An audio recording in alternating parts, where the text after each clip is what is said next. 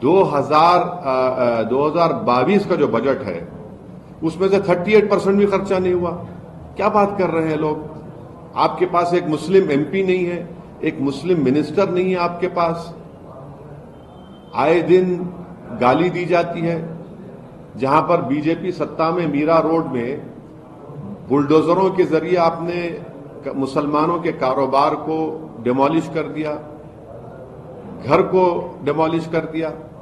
हल्द्वानी में आपने एक मस्जिद को शहीद कर दिया। ये क्या है? ये तो सब आई वॉश है, ये सब ड्रामा है, ये फसाड है एकदम। हिमंता विश्व शर्मा के साथ कल तेलंगाना में उन्होंने कहा कि उनके वाले और रजाकारों को चाहने वालों को वोट नहीं चाहिए। तो हेमंत बिस्वा शर्मा कल कुर्ता पहने हुए थे ना। हेमंत बिस्वा शर्मा कुर्ता नहीं पहनना चाहिए, क्योंकि कुर्ता कौन दिया? कुर्ता नहीं पहनना चाहिए उनको। वो प्याज खाते हैं ना, तो प्याज कौन दिया? कहां से प्याज आई? तो इनको कहना चाहिए, और कहना चाहिए कि भाई आज से मैं और भारत के प्रधानमंत्री कुर्ता नहीं पहनेंगे, क्योंकि कुर्ता आया मुगलों से।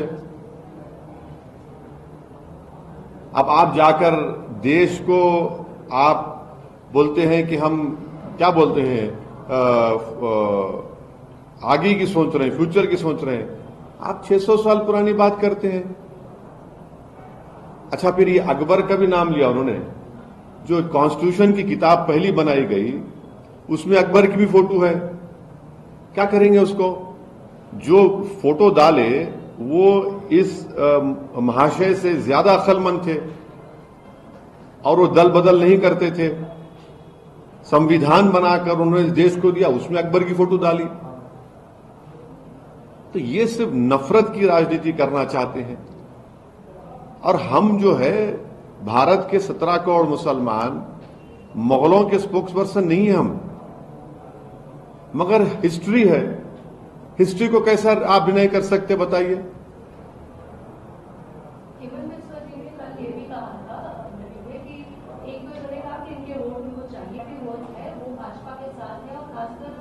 देश की संस्कृति का सम्मान करते हैं और सारे माइनॉरिटीज जो है वो भाजपा को चाहते हैं। नहीं, संस्कृति के माने क्या है? संस्कृति के माने यह है कि मैं गोलवालकर और पंडित दीनदयाल गोलवालकर की बंच ऑफ थॉट्स, या वी और नेशन और डिफाइंड, या इंटेग्रल ह्यूमैनिज्म जो किताब पंडित दीनदयाल उपाध्याय लिखी, या सावरकर की हिंदुत्व किताब, इनको मान लूं तो ये है क्या? देश की संस्कृति तो कॉन्स्टिट्यूशन है। तो आप कौन होते हैं मुझे बोलने वाले? आप तो वहां पर बहैसियत आसाम के मुख्यमंत्री के उन्होंने कई मदरसों को डिमोलिश कर दिया, और डिजास्टर मैनेजमेंट एक्ट का गलत इस्तेमाल करके। आप तो जो सुप्रीम कोर्ट मॉनिटर्ड एनआरसी हुआ उसको एक्सेप्ट नहीं करते। ये वहां पर उन्होंने कॉन्स्टिट्यूंसीज को जरीमैंडरिंग करके रख दिया वहां पर, ताकि डेलिबरेटली मुसलमान ज्यादा ना जीत सके असेंबली चुनाव में। तो ये उनका हेट्रेड है। नोटिफिकेशन में कुछ सप्ताह बच रहे हैं सर, अपोजिशन एक तरफ से हफ्ते में हैं, लोग चर्चा कर रहे हैं। कल हिमंता विश्व शर्मा ने तेलंगाना को लेकर ये भी बोला कि शायद यहाँ 50 दिन के अंदर चुनाव हो जाए। खैर, अच्छा, अरे 50 दिन तो इसका मतलब वो हेमंत बिस्वा शर्मा शायद अनऑफिशियल इलेक्शन कमिश्नर बन चुके हैं क्या? इनको क्या मालूम जो हमको देश को नहीं मालूम हो रहा है? तो सर ये जो अपोजिशन इंडिया अलायंस है, एनडीए अलायंस है, क्या इंडिया अलायंस एनडीए को रोक सकती है, या एनडीए की ताकत में जो अब बात हो रही है 400 पार की, उसको आप कैसे देखते हैं, और इंडिया अलायंस कहाँ देखते हैं? देखिए, आपका सवाल गलत इसलिए है क्योंकि मैं उसका हिस्सा नहीं हूं, और मैं उस पर क्यों अपनी राय दूंगा जब मैं उसका हिस्सा नहीं हूं? मैं उस पर कुछ नहीं बोल सकता। आपको अगर बुलाया जाए सर, हाँ? आपसे बात की जाए, आपसे चर्चा की जाए, इंडिया अलायंस अगर आपकी तरफ दरवाजा खोले तो आप क्या स्वीकार करेंगे, जाएंगे? अब आशीष साहब, अब देखिए, ये बारात तो बन चुकी है। अब इसमें बैंड बाजे की पार्टी में नहीं बन सकता, समझे ना? अक्सर होता यह है कि हमको बैंड बाजे के तौर पर इस्तेमाल किया गया भारत के मुसलमानों को, और बैंड बाजे की जो पार्टी होती है वो दूल्हा तो चले जाता है जहां पर उसका निकाह या शादी होता है, जो बैंड बाजे वाले हैं तो उनको बोलते हैं बाहर रुक जाओ। तो मैं तो बैंड बाजे का नहीं हूं। हाँ, बाजा बजाएंगे इंशाल्लाह, हम अपना अच्छी तरीके से बजाएंगे और बड़े जोर शोर से बजाएंगे। और हमारी कोशिश यही होगी, अपने जो भी हमारा जितना भी हमको अल्लाह ने सलाहियत दी है, असर रसूख दिया है, हम कोशिश करेंगे कि तीसरी मर्तबा भारत की जनता श्री नरेंद्र मोदी को भारत का वजीर आजम ना बनाए। अब ये उनसे पूछना चाहिए उनका क्या है। भाई अशोक राव चौहान चले गए, इतना बड़ा मुख्यमंत्री, महाराष्ट्र का मुख्यमंत्री थे, इतना गाली देते थे हमको वो लोग। नांदेड़ में हम कॉर्पोरेटर जीते थे, फिर और एक बार इलेक्शन में हम पे ही गाली। आज वो जाकर बैठ गए वहां पर।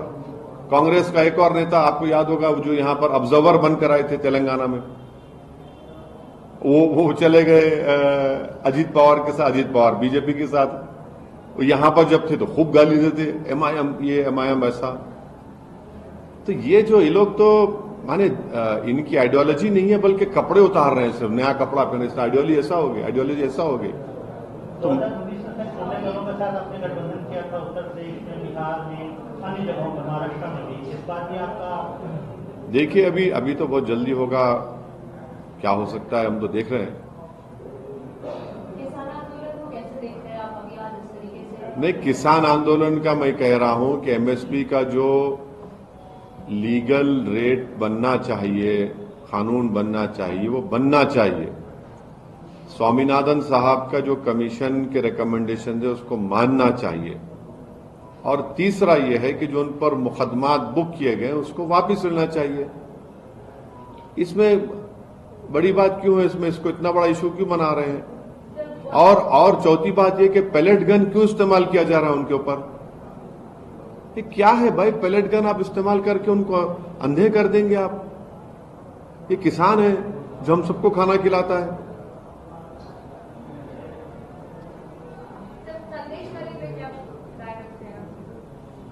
आपकी राय तो अलग है, आप लोग तो उसका ऐसा दिखा रहे हैं कि मुसलमान जिम्मेदार है उसका। आप लोग ये नहीं दिखा रहे हैं कि वो जो क्रिमिनल है उसके दो साथी कौन है, मुसलमान है। एक गलती हुई है, हम यकीनन उसमें जो खवातीन का, महिलाओं का एक्सप्लॉयटेशन जो हुआ इसका कंडेम करते हैं, मगर इसको आप हिंदू मुस्लिम करके दिखा रहे हैं। क्यों हिंदू मुस्लिम करके दिखा रहे हैं आप?